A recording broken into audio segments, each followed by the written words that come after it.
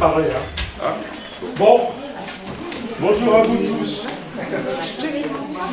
Nous sommes réunis ici pour la 4e fois. Pour certains d'entre nous, c'est la 14e fois, car nous avons commencé et créé notre groupe à Campanile, à Meaux, où nous étions 23, avec bien sûr les régulières, les épouses. Non mais... Cela remonte au 4 avril 2009. C'est vieux, maintenant. En 2016, entre parenthèses, notre brigade de retraités a été la plus nombreuse, avec 83 participants. C'était assez comme ça, dans le quartier du Vieux Marché. Aujourd'hui, nous sommes 34.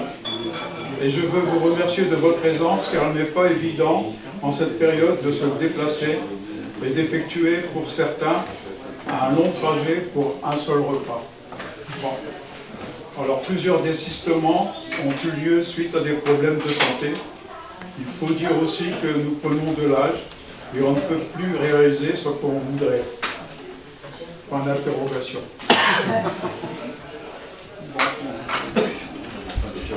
Encore merci à vous, Monsieur Ferral, d'être toujours parmi nous et fidèle à ce rendez-vous.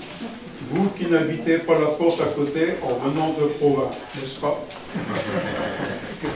Bon, pour changer de sujet, je voudrais que nous ayons une petite pensée pour ceux qui nous ont quittés cette année, ainsi qu'à leur famille. Il s'agit de Guy Piard, décédé le 9 janvier, Jean-Marie Toulouse, la nuit du 31 juillet, et Brigitte, la compagne de François Tchou. Plusieurs d'entre nous étaient présents aux obsèques. Voilà, je pense avoir tout relaté. Non, en fin de repas, il sera procédé à un tirage au sort d'une loterie et la personne qui présentera le numéro gagnant repartira avec un tableau peint par. Bon appétit à vous tous.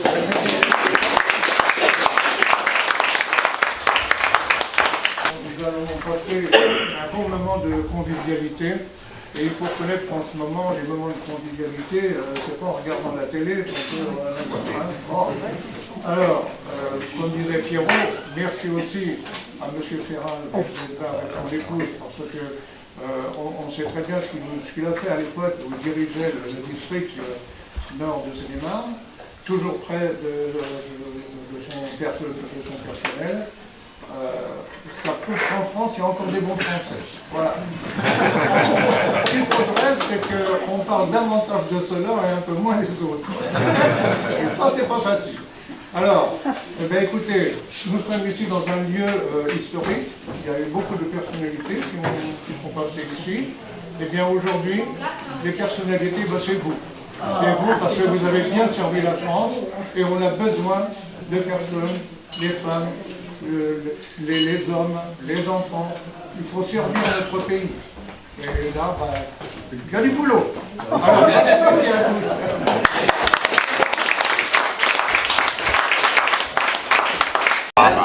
La santé, C'est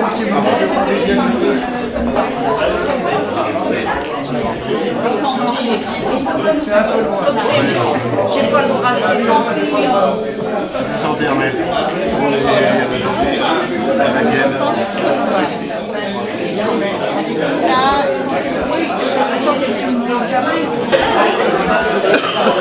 Alors ça papote? Hélène. Je continue ma petite... Oh, ouais, c'est bon, c'est bien. Ouais, mais c'est des pièges ces trucs-là.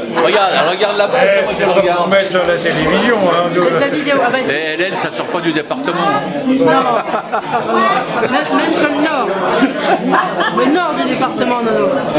Moins 77. Donc Monsieur Ferral, vous avez connu l'époque que les retraités là Absolument. ont connu. Est-ce que vous pouvez nous raconter comment ça se passait? Ah bah c'est une autre époque.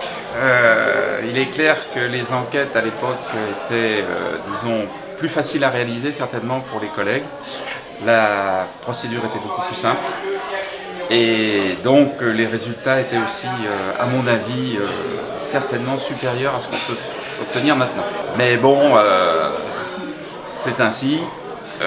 je regrette cette époque parce que finalement, à vouloir toujours chercher des excuses ou des explications vis-à-vis des délinquants, on en arrive à oublier les victimes et on en arrive à détruire les procédures. Voilà.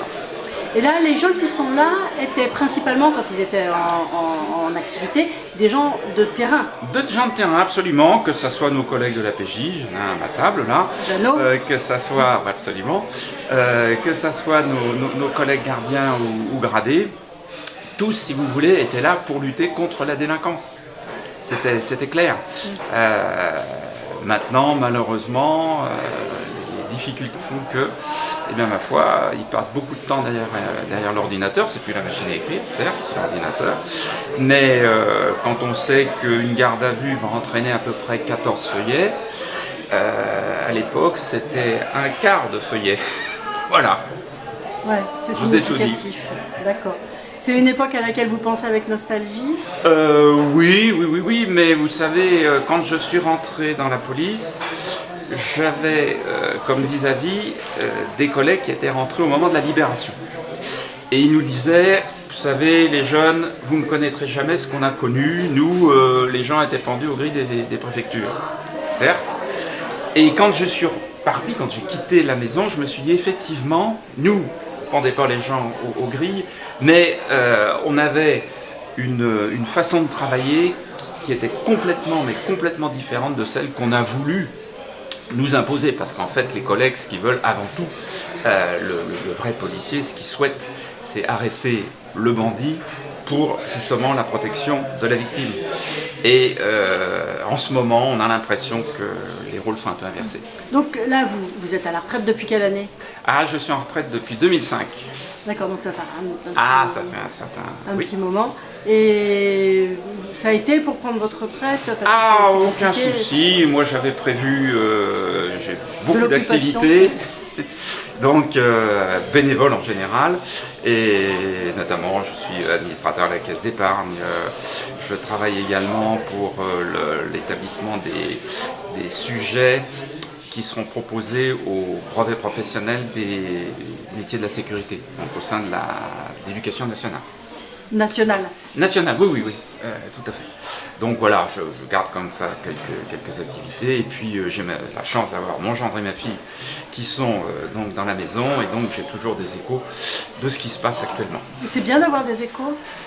Oui, ça permet ça permet d'être conscient.